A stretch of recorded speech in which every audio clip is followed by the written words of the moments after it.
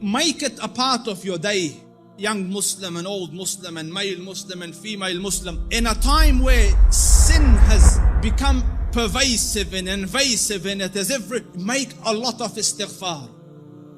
Because from the punishment of Allah Rabbul Izzah, me and you were given two safeties, two things that we could hide behind and keep the adhab of Allah away. Allah Rabbul Izzah says, وَمَا كَانَ اللَّهُ لِيُعَذِّبَهُمْ وَأَنْتَ فِيهِمْ. The first, the Prophet, so long as Allah said, so long as he is amidst you, I will not punish you. So the Rasul died and left. His sunnah is with us, but the Rasul went. The second one, and Allah will not punish them so long as they seek forgiveness. So the only salvation you have now is perpetual istighfar. The Rasul sallallahu alayhi wasallam says, I say more than 100 istighfar a day, and some say in a gathering. Busy yourselves with istighfar. Astaghfirullah al-azim. Oh Allah, forgive me. Oh Allah, forgive. Astaghfirullah. Perpetual, make it a habit. And wallahi, Allah will open all the doors of goodness upon you. In the time of Hassan al-Basri, he was alim, zahid, taqiyyun, naqi, lillahi al-wali, min al-shaytani bari, a righteous man. And he had students. So he was busy with them. And a man came and he said, Shaykh, I have problems. So he goes, what's your problem? So he goes, there's no rain in our land. Drought has come. Give me something to do. So he said, increase the saying of istighfar. So he thanked him and went. The other man came. Sheikh, poverty has struck us. There's no income, no money. So he said, say istighfar, increase the saying of istighfar. And his students are watching.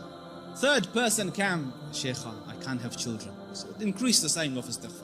So the students look at the Sheikh, every person came with whatever sickness, you have one medication, just injecting everyone the same thing. What's going on?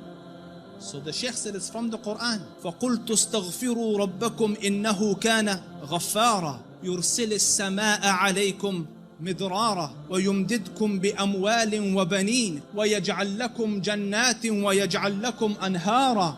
Make istighfar of Allah. Allah will send the sky down with helpful rain for you. He will bestow you with wealth and progeny and make your gardens grow, and around it springs of water will come, all for the saying of istighfar and the returning to Allah Rabbul Izzah with seeking forgiveness of Allah Rabbul Izzah.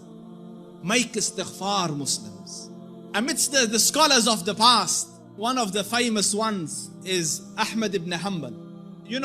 They call him the Imam of Ahlul Sunnah. And such a giant of an Imam, some of the people in his madhab say that no one served the religion after Abu Bakr radiallahu anhu more than Ahmad ibn Hanbal. Because just in the days of Mihna, for years he took imprisonment and house arrest, but he would not budge on his stance on the deen. So his fame and repute extended across the Muslim land. Everyone knew him, but there was no selfies in those days, you couldn't share a picture. So no one knew. Few people around him and his students and Ahlul Ilm knew what the Shaykh looked like. Most people hadn't seen him, but they had heard about him. So Imam Ahmad went on a travel from his city to another city. And when he reached that city, night befell him. He was in a masjid and he was trying to sleep in the masjid, because in those days there was no hotels and things.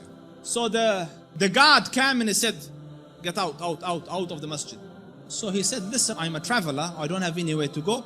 I will just be here till tomorrow and then I will be on my way. So he said, no, get out.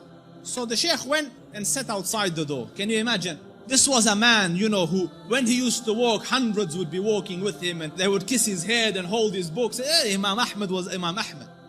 Now he's sitting at the door of the masjid. So he looks at him, he goes, didn't I tell you to go? He goes, I'm outside. He goes, no, get out. So he said, listen, it's just... So he said he held the Imam from his leg and dragged him onto the street. Imam Ahmad. So, and the Shaykh, subhanallah, And when he's landed in the middle of the road, across the road was a baker, the one that makes bread. So the baker saw him and he goes, listen, he sees in him signs of piety and taqwa. So he goes, come here and sleep in my bakery, and I'm making the dough all night and fixing the bread, because people will come at Fajr to buy, but you sleep here as I'm doing my work. So the Imam thanked him and went and lied down, but he's watching him, that every time he makes the dough, he says, Astaghfirullah, Astaghfirullah, Astaghfirullah. And as he's making Astaghfirullah, Astaghfirullah. So all night he saw this man, Istighfar, Istighfar, Istighfar. So He went to him, he goes, for how long have you been on this practice? For how long have you been practicing this? So he said, for a long time now. So he said, for how long? He said, for a long time. So he goes, have you seen any benefits? Because no one can be so consistent and perpetual on dhikr and on istighfar and Allah not grant him some favor. So he goes, I've realized that whatever dua I ask, Allah grants me, except for one dua that he hasn't accepted. So he said, what dua was this? He said, I prayed that, Ya Rab, let me see Imam Ahmad Ibn Hanbal, and so far I haven't seen him. So the Shaykh said, he goes, Subhanallah, he dragged me by my feet to come into your bakery, simply cause, imagine, out of my city into his house, out of his house when I was refusing, dragged me by my feet so that I could come and answer to your dua.